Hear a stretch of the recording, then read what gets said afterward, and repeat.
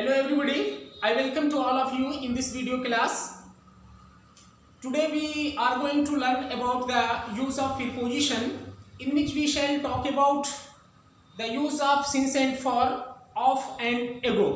तो आइए हम देखते हैं since और for के यूज को।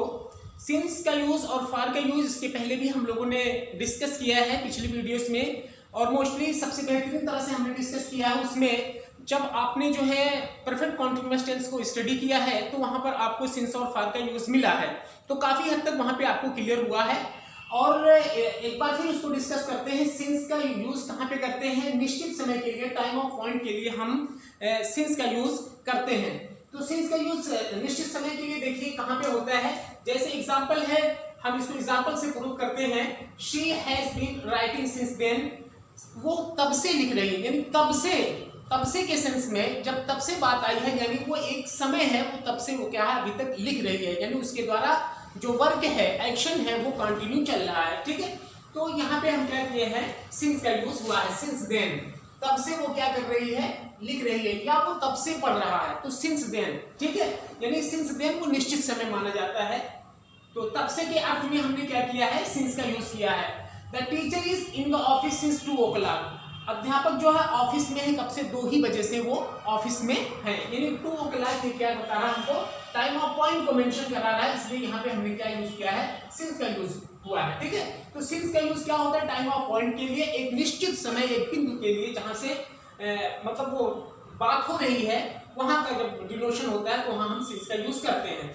अगला एग्जांपल है, he has been studying since morning, वो सुबह से पढ़ रहा है, वो सुबह से पढ़ रहा है। तो यानी ये मॉर्निंग या इवनिंग, ये सब हमारे लिए क्या है, टाइम ऑफ पॉइंट को मेंशन करा रहे हैं, या वो कल से पढ़ रहे हैं। ठीक है, तो कल से, since yesterday. I have been here since yesterday evening, मैं यहाँ हूँ कल की शाम से। मैं यहाँ कहाँ हूँ, कल की शाम से ही मैं यहाँ हूँ। तो यहाँ पे हमने क्या देखा है, इसे सिंस का यूज देखा है। तो सिंस का यूज निश्चित समय के लिए क्लियर होगा। तो आइए अगला है फॉर का यूज हम कहाँ करते हैं। फॉर का यूज जब पीरियड को बताता है, जब किसी भी समय की जो अवधि होती है, ड्यूरेशन होता है, हम वहां पे क्या करते हैं, फॉर का यूज करते हैं। इसके अलावा जब कोई पर्पस होता है, जैसे मैं आपको पढ़ा रहा हूं, ये कोई पर्पस है आपको सीखने के लिए, या आप वीडियो को वॉच कर रहे हो, क्यों कर रहे हो, लर्न करने के लिए, सीखने के लिए। तो इस तरह से इस सेंस में हम कोई जब एम पर्पस होता है किसी का वर्क को करने का, जैसे आप यहाँ आए फॉर स्टडी, तो ये सब क्या होता है, इसके लिए हम पर्पस के लिए भी क्या करते हैं, फॉर का यूज करते हैं। क्लियर। इसके अलावा कोई चीज बदले में जब कोई होती है, जैसे आप पैसे के बदले में कुछ चीज खरीदते हो, तो उसके सेंस में भी, एक्सचेंज के सेंस में, विनिमय के सेंस में भी हम क्या करते हैं, फॉर का यूज करते हैं। तो आइए कुछ एग्जाम्पल से इसको प्रूव करें। My sister has been studying for a long, मेरी बहन क्या है, मेरी बहन लंबे समय से पढ़ रही है, फॉर ए लॉन्ग, काफी समय से पढ़ रही है ना, काफी समय से पढ़ रही है। तो फॉर का यूज हुआ काफी समय से या लंबे समय से। He has been suffering from fever, वो बुखार से पीड़ित है ना, बुखार से परेशान है, कब से? For many days, कई दिनों से।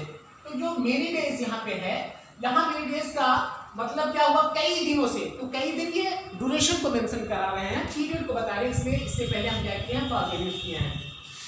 He is going to Mumbai for earning, वो मुंबई जा रहा है, किस लिए जा रहा है, कमाने के लिए जा रहा है। तो यहाँ देखिए फॉर का यूज किए हैं, क्योंकि यहाँ इस सेंटेंस के अंदर क्या हो रहा है, पर्पस की बात हो रही है ना, उद्देश्य आ रहा है। आई केम हियर फॉर यू, मैं यहाँ आया, किस लिए आया, आपके लिए आया। ठीक है, तो ये पर्पस है, फॉर यू, आपके लिए। I gave him money for work, मैंने काम के बदले क्या दिया, पैसा दिया। आप किसी से काम करवाते हो, लेबर आते हैं, काम करते हैं, तो उसके बदले में क्या देना पड़ता है, आपको पैसे देने पड़ता है। तो काम के बदले पैसा।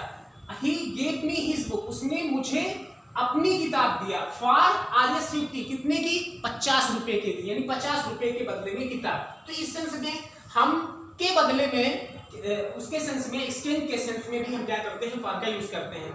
ऑफ का यूज देखते हैं। ऑफ का यूज कहाँ होता है, अलग होना। जब कोई चीज, कोई वस्तु, कोई ऑब्जेक्ट किसी सतह से अलग होती, जहां पर है वहां पे ना होकर वहां से अलग हो रही हो, तो वहां पर हम क्या करते हैं, ऑफ का यूज करते हैं। Fruits are falling off the tree, फल हैं वो गिर रहे हैं। फ्रूट्स कहाँ थे, पेड़ों पर थे, वो वहां से अलग हो रहे हैं। Clear. They are getting off the train, वो ट्रेन से उतर रहे हैं, वो ट्रेन से नीचे आ रहे हैं, अब तक वो ट्रेन में थे लेकिन वहां से अलग हो रहे हैं। Move the toys of the table, यानी इन खिलौनों को क्या करो, टेबल से हटा दो, अलग कर दो, ठीक है, इसलिए ऑफ का use. The monkey jumped of the tree, बंदरों को आपने तो देखा ही है कि वो मंकी क्या करते हैं, कूदते रहते हैं, है ना, अलग होते हैं। और इससे पहले इसके बाद हम क्या करते हैं, एगो का यूज देखते हैं, समय पहले, ठीक है। एगो मैंने एगो मीन्स भी पहले होता है, बिफोर मीन्स भी पहले होता है, लेकिन जब कोई समय होता है उससे पहले, बहुत पहले की बात होती है, तो वहां पे हम एगो का यूज करते हैं। I was studying in their, मैं वहां पढ़ रहा था, कब से, 3 साल पहले, यानी अब जो 3 साल हुआ इससे पहले की बात हो गई है ना। ही हैड कम हियर, वो यहाँ आया 5 साल पहले, वो यहाँ आया है, कब से, अब अभी नहीं, आज नहीं कि वो जो ये 5 साल पहले, यानी 5 साल के पहले वो यहाँ नहीं था, इस सेंस में, ठीक है। He had come here 5 years ago, तो समय से पहले के सेंस में हम क्या करते हैं, एगो का यूज हमने किया, ठीक है। तो I hope that all of you will have understood the video properly. मुझे उम्मीद है कि आप सबने इस वीडियो को प्रॉपर्ली जो है लर्न कर लिया होगा, सीख लिया होगा। तो गाइस, अगर ये वीडियो आपको पसंद आई, समझ में आ गया है, तो ये वीडियो सिर्फ आप तक नहीं होना चाहिए, इस वीडियो को आपकी जिम्मेदारी बनती है कि आप शेयर भी करें, दूसरे दोस्तों तक भी पहुंचाएं, जिससे सभी लोग क्या करें, जितने भी लोग इंग्लिश सीखने के इच्छुक है, विलिंग है, उन सब तक ये वीडियो पहुंचे।